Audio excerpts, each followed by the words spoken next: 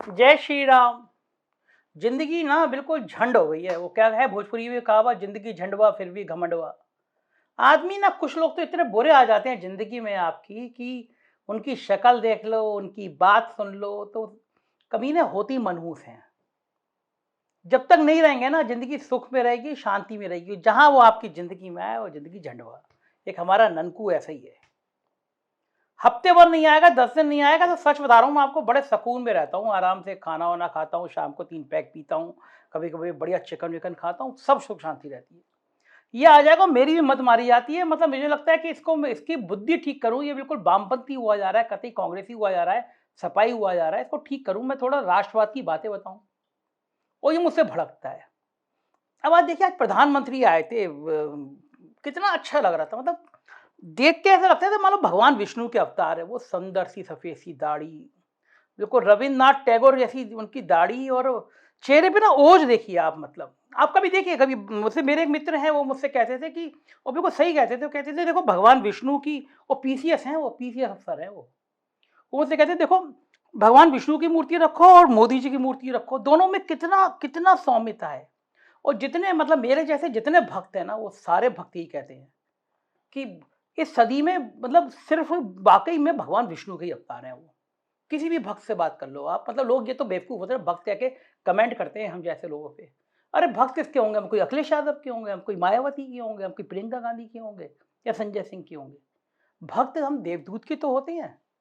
तो एक एक सदियों में एक ऐसा व्यक्ति पैदा होता है सर्दी पे, और ये ननकू जो है बदतमीजी की बातें करता है। अब पत्रकार है, हम इतनी खुल खुल के बातें नहीं कर सकते, लेकिन मन में तो अच्छा लगता है मोदी जी को देखकर। कतई अच्छा नहीं लगते हमें अखिलेश यादव, मोदी जी के मुकाबले में एकदम अच्छी नहीं लगती मायावती। लेकिन उनको देख के तो अच्छा लगता है, उन्हें लगता है देवत्व है। आज मतलब मैं मंत्र मुग्ध होके, मेरा मन कर रहा था जब वो टीवी पे चल रहे थे कि अगरबत्ती सामने रख दूं, जला दूं। मतलब जब भी हमारे यहाँ कोई पवित्र ग्रंथ आता है, पवित्र किताब आते हैं, ईश्वर का आता है, तो हम लोग ऐसे ही करते हैं, अगरबत्ती जलाते हैं, फूल जलाते हैं, हाथ करते हैं। बड़ा साहब इतना इतना इतना अच्छा बोल रहे थे, इतना अच्छा बोल रहे थे, दिल बिल्कुल, आत्मा ग्लैड ग्लैड हो गई। ननकू आया, मतलब मैंने कहा ननकू बर्दाश्त तो पता नहीं कितने दिन बाद इतना अच्छा नहीं लगा। देख कितना मुंह से, देख सरस्वती की तरफ माँ की कृपा है, फूल झड़ रहे हैं। कितना बोल रहे हैं, उत्तर प्रदेश बदल दिया। 2017 से पहले कुछ होता ही नहीं था। देख सुन ले, मोदी जी बता रहे हैं। ये प्रदेश वालों को समझ में आ जाना चाहिए कि मोदी जी की कृपा से योगी जी ने कितना अच्छा काम कर दिया। सुन तू, मैंने सुनाने बैठ कहने लगा, और साहब वो ननकू पलटा, बोला कि मैंने जिंदगी में बड़े कमीने देखे, लेकिन तुम जैसा पत्रकार नहीं देखा, गिरा हुआ पत्रकार नहीं देखा, 2 कौड़ी का पत्रकार नहीं देखा। तुम सत्ता के दलाल, तुम्हें आज फुल फुल पेज के विज्ञापन मिले तो तुम बैठ के ऐसे मोदी चालीसा पढ़ रहे हो। शर्म नहीं आ रही तुम्हारे कलम को, तुम्हारे कैमरे को? तुम सत्ता के आगे ऐसे कुत्तों की तरह दुम हिला रहे हो कि कुत्ते भी शर्म आ जाए। ऐसे गिरगिट की तरह रंग बदलते हो कि गिरगिट भी कहे कि मुझसे भी खराब प्रजाति का आदमी पैदा हुआ है। कौन सी बातें बता रहे थे मोदी जी वहां पे? तुम्हें सुनाई नहीं पड़ता? गांव में तुम्हें दिखाई नहीं पड़ता? जाके देखो, टीमें जो गांव में जा रही हैं, रिपोर्टिंग देखो 4 PM चैनल पे क्या कह रहे हैं रिपोर्टर से। सब बातें हवा हवाई हैं। मकान मिल रहे हैं, पहले सेक्रेटरी साहब को पैसा दो,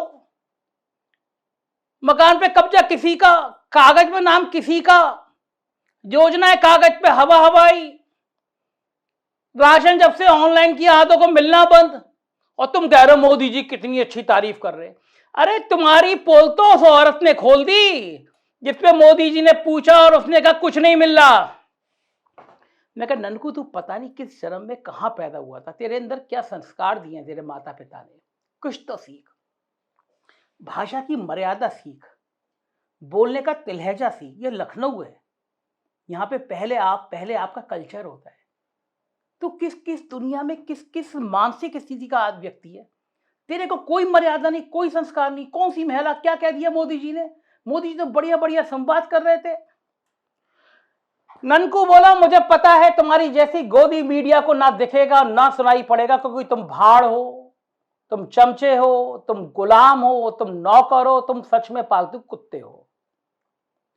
प्रदेश का प्रधानमंत्री पूछ रहा है एक महिला से कि तुम्हें योजना का लाभ मिला या नहीं मिला, और वो कह रही है मुझे कोई लाभ नहीं मिला। मुझे पता था कि तुम्हारे जैसे चमचे मीडिया को सुनाई नहीं पड़ेगा। सुनो ये वीडियो। मजदूरी करते हैं, तो आपको ये प्रधानमंत्री स्वनिधि योजना का कोई लाभ मिला है क्या? नहीं साहब, कुछ नहीं मिला सर। अच्छा, मजदूरी करते हैं तो आपको ये प्रधानमंत्री स्वनिधि योजना का कोई लाभ मिला है क्या?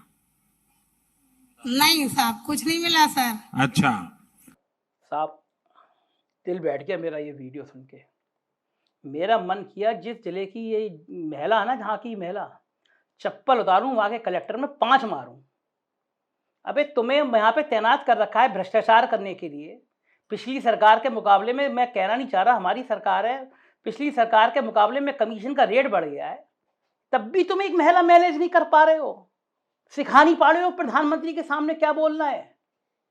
लेकिन मैं क्या बोलता ननकू से, मैं तो ननकू देखो, उसके बाद प्रधानमंत्री जी ने बड़ी अच्छी अच्छी बातें करी, बताया योजना में कैसे बढ़ जाता है, क्या बढ़ जाता है। चांस की बात एक महिला हो गई।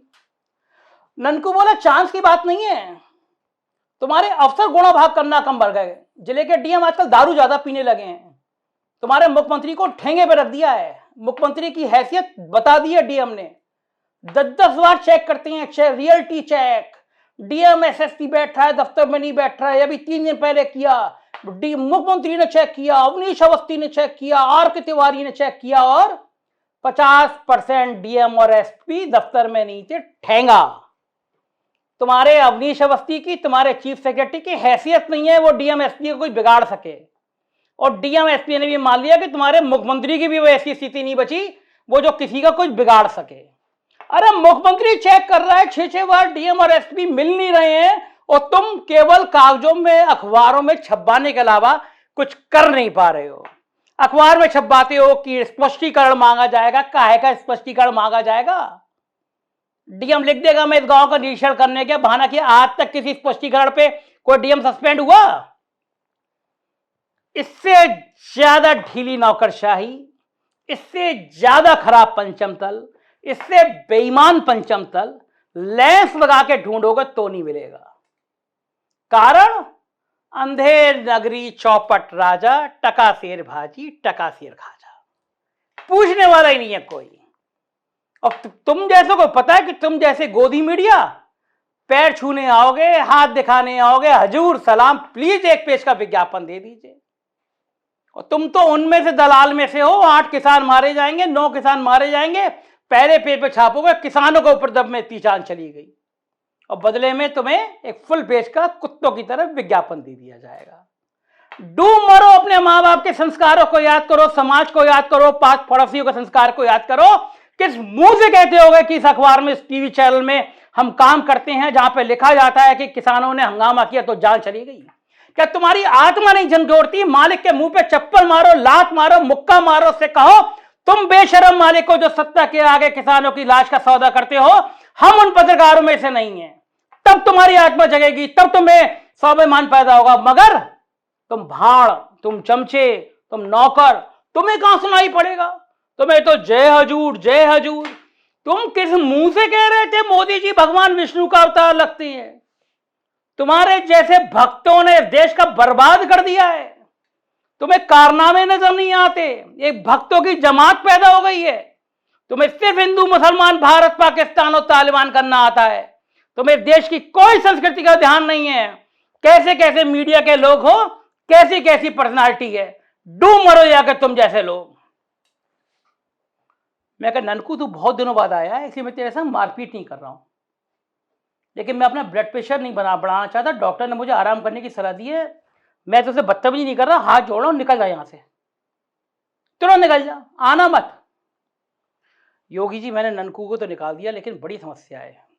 मेरे रिपोर्टर गांव में जा रहे हैं, बता रहे हैं हालत तो यही है, कोई योजना नहीं आ रही। मैंने अभी 2 दिन पहले वो गायों की सीन देखा था। योगी जी आप देखोगे तो रोज आओगे।